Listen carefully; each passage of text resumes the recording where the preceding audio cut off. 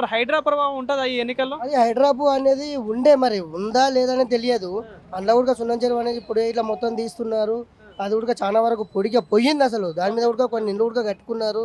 చాలా పెద్దగా ఉండే 5-6 ఎకరాలు, దగ్గర దగ్గర 20 ఎకరాలు అని చెప్పారు. అంతా కట్టుకుంటూ వచ్చారు. కొంచెం ఉంది అదన్న జర నీట్గా చేసేసి ఈ బోరబండ వాటర్ ఇట్లా మొత్తం దానిలో కానీ ఎక్కడ పోయేటట్లు కూడా చేసుకుంటే ఇక్కడ వాటర్ మళ్ళీ లేకుండా మంచిగా ఉంటుందని చెప్పేసి అనుకో. ఫైనల్ ఒకటి అంటే ఇప్పుడు పాలన పరంగా చూసుకుంటే ఇంతకుముందు కేసీఆర్ 10 ఏళ్ళు సీఎంగా ఉన్నాడు. ఇప్పుడు రేవంత్ రెడ్డి 2 ఇయర్స్ దాటి అవుతుందా ఉంది. సో ఏ సీఎం పాలన మంచిగా అనిపించింది, ఎట్లా ఉందంటే ఏం చెప్తారు? ఇదని అదని చెప్పనీకి రాదు. ఆయన వచ్చినప్పుడు ఆయన బాగానే చూస్తాడు. ఇప్పుడు ఈయన వచ్చినప్పుడు కూడా కొన్ని ఫ్రీ బస్ పెట్టి ఇబ్బంది పెడుతున్నాడు. మెయిన్ ఇంపార్టెంట్ ఏంటంటే మా డ్రైవర్ పుట్ట మీద కొడుతున్నాడు. మాకు అసలు మేము బండి నడుపుతాము, క్యాబ్ డ్రైవర్, మాకు ఎట్లాంటి ఇబ్బంది అంటే ఘోరమైన ఇబ్బంది ఉంది. ఓలా వాడు కూడా అమౌంట్ కట్టిస్తలేడు, ఊబర్ వాడు కట్టిస్తలేడు, ప్లస్ ర్యాపిడ్ వాడు కూడా కట్టిస్తలేడు. వాళ్ళు స్టార్టింగ్ అప్పుడేమో మంచిగా ఇస్తారు, ఆ తర్వాత ఏమవుతుంది మళ్ళీ మొదటికే వస్తుంది.